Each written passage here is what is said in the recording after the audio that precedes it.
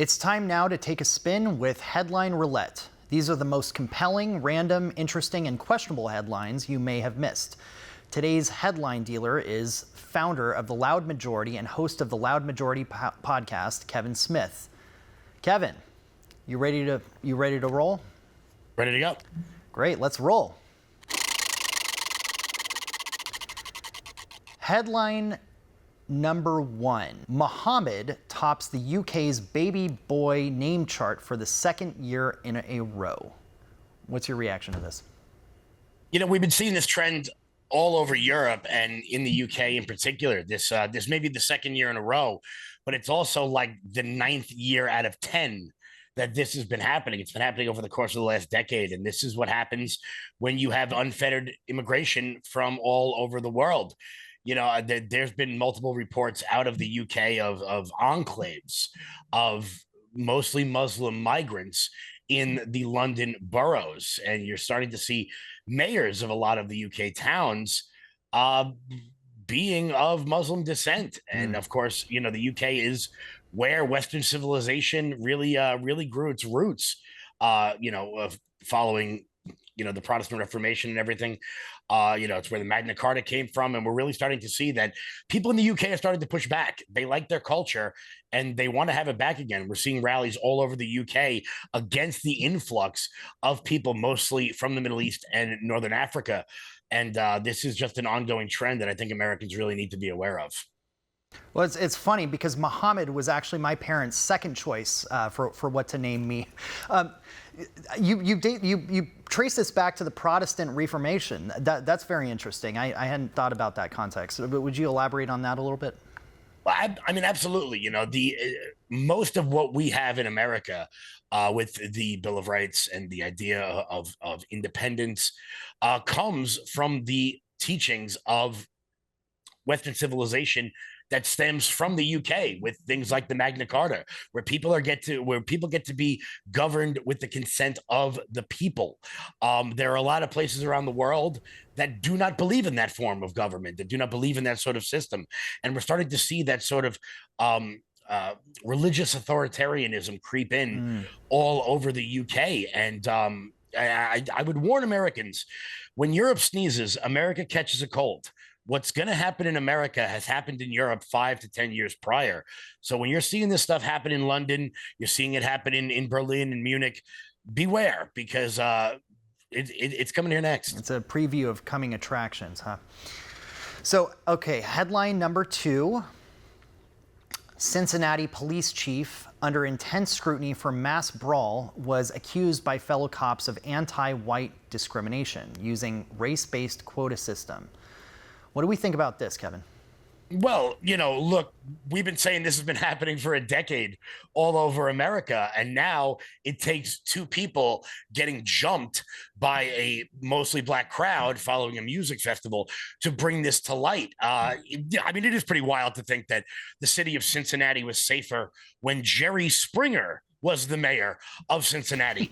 But that might sound like a joke, but it's actually factually true.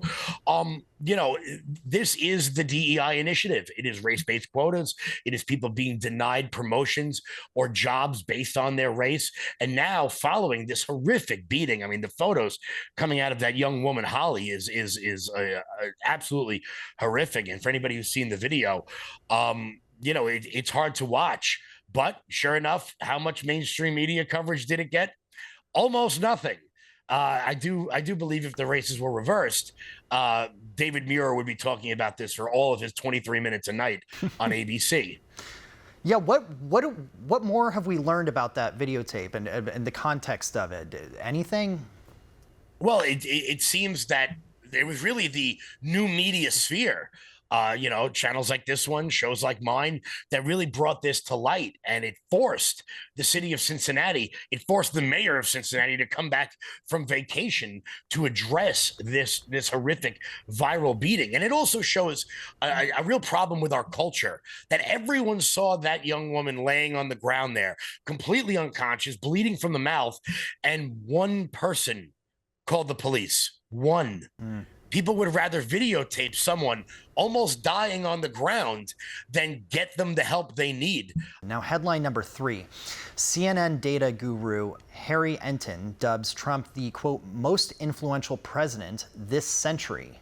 The Donald Trump administration is arguably the most influential this century, and probably as well dating back a good portion of the last century as well. Love it, like it, lump it. Trump is remaking in the United States of America. We're talking about a level, an effective tariff rate level, get this, 9 times as high this year than last year. 2025 net migration in the United States down at least 60% from last year. In fact, we may be heading for the first time in at least 50 years in which we have net negative migration into the United States. And last year, of course, in 2024, the net migration in the U.S. was 2.8 million.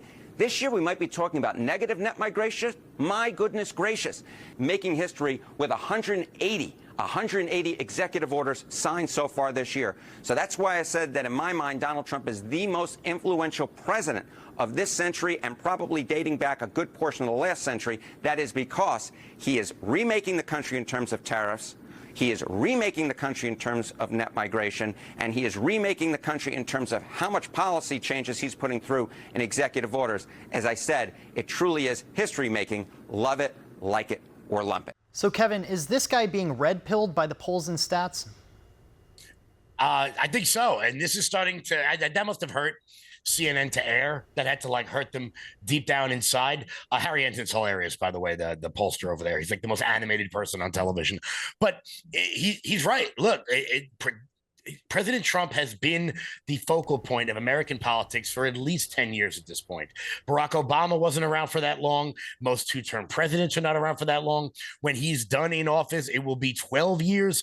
There are a lot of American voters out there who do not know American politics without Donald Trump in it. I mean, I'm 36 years old, and most of my political life has been with Donald Trump at the helm of it. So, if you don't like Trump, you do like Trump. There is no question that he is changing the political landscape, because for the first time in a lot of people's lives, this is going to be hard for some people to soak in. We are getting what we voted for, and not just cheap talk from legacy political dynasties. And it's nice to see. What do you think? I've been thinking about this lately. What do you think now that we're 2 months out from the 10-year anniversary of the escalator speech, what if he hadn't come down that escalator? What do you think the last 10 years would have looked like, Kevin Smith? I think it would have been more status quo stuff. I think we probably still would have been in Afghanistan for absolutely no reason. There would have been more wars in Eastern Europe. The Middle East would continue to be a mess. Look, deficits have risen a little bit, but I think they would have risen a lot more. I think that the idea of socialism in America would have been far greater advanced than it is so far in America. And there would not be the resurgence of the Republican Party among young people, particularly young men, like we're seeing now. It is now cool to be a Republican, which just look at the Sydney Sweeney ad and you'll know exactly why. Well, listen, that's all the time we have now, but Kevin, thanks for coming on. It's great to see you again. Good to see you too. Remember to download the OAN Live app on your TV and your favorite streaming devices. You can also catch any Fine Point episodes you may have missed right there in the app with our video on demand feature. Spread the word. Good night. Godspeed. Till tomorrow.